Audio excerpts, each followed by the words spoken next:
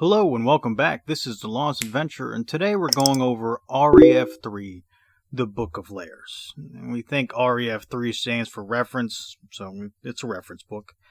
Written in 1986, and it's the combined effort of James Ward and Mike Brault. I probably messed that one up, but that's how it looks like it's spelled. The Book of Lairs departs from usual reference books and adventures, and instead offers a large list of lairs for common creatures used in Dungeons & Dragons. It has 61 different lairs set in 8 different types of terrain.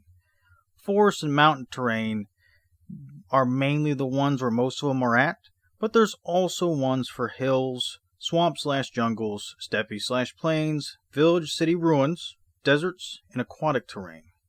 Most of these setups are pretty...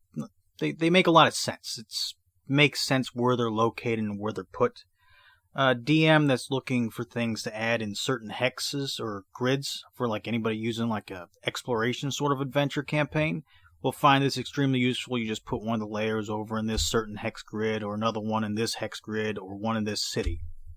And not all of these are your standard monster setups either. There are some for like high-ranking NPCs like magical armorers or extremely skilled fighters that players may want to go find. There's even one involving an innkeeper that involves robbery, drinking, stealing horses, and generally a whole lot of deceit. It's not really a deadly one, but it's a nice little fun encounter to just put in your campaign. Most of these little encounters only take 1 to 2 pages, but some are a little bit longer, and most don't have a map. But James and Mike do a pretty good job at describing the entire encounter location. Each entry begins generally the same. For this video, we're going to use the Ogre Mage entry for the example.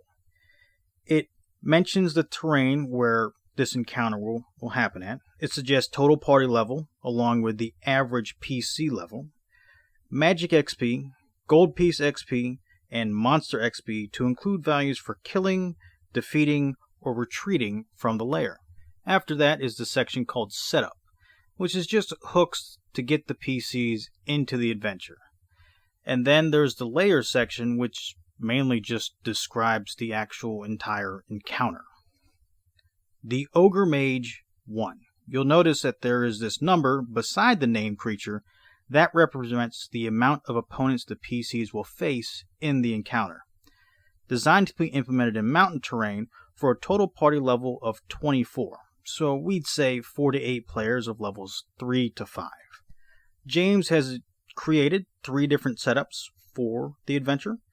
The first one is rumors of caravans not returning from a nearby mountain range. The next one is the PC stumble upon 3 riderless horses that have all the equipment of 3 adventurers still on it. And the third one is a cleric notices an evil presence in a nearby mountain pass. Any which way you decide to do it has the players traveling down this mountain pass. You could even have it as just a random encounter if the players are going through a mountain area. Anyways, the mountain pass mentioned stretches for 40 miles. In the middle of its narrowest point, the Ogre Mage has set up his trap. The players will come upon a wall of thorns blocking the path with a 12-foot tall fire giant behind it. He is wearing full armor and is beside several huge javelins. This is the Ogre Mage. He has polymorphed himself into the fire giant, and he bellows at the party that there is a toll of 100 silver pieces to pass. He will let them pass if they pay. He's mainly using the toll as a way to gauge the party's wealth. Well, unless they're less than 12 total party levels, like if there's only 3 level 3 players, and that's a total party level of 9, in which case the Ogre Mage will then attack them whether or not they pay the toll or if they attack him. If the players do attack him, he will fight back. So he will fight until he gets to less than 30 hit points, in which case he will then fly away from the party and the encounter. At this point, it should be revealed that fire giants don't generally fly, so that should give up the ruse. Now, it doesn't mention that he polymorphs back into his Ogre Mage form, so this may just confuse the players at this point. They just saw a 12-foot tall fire giant in full armor just fly away. Now, that was just the first encounter for this adventure. The Ogre Mage isn't done. He's set up another trap a few miles down the path, a boulder trap.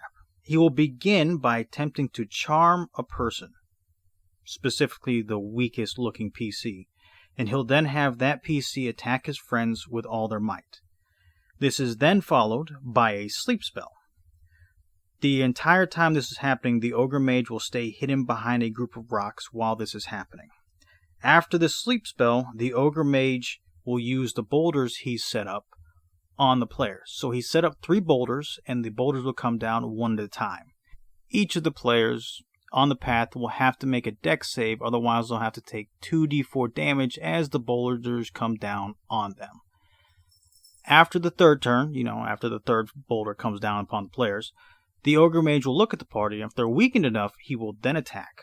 And he will do this in his natural form. He won't be disguised as a fire giant anymore. He'll come down as an Ogre Mage. And he will continue to fight the party until he gets down to 15 or fewer hit points.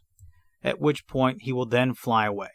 The players should be able to observe the direction he flies in, and should they choose to chase him, his lair will be easily found. You see, he has this cave that he's staying in, and outside the cave is a bunch of banners saying about how awesome of a warrior he is, and how anybody that enters the cave will die because he's the most awesomest warrior in the entire universe. There's also a small pyramid of skulls outside the entrance of this cave. Now, the players won't be able to see past the cave entrance because the Ogre Mage has cast a darkness spell on it.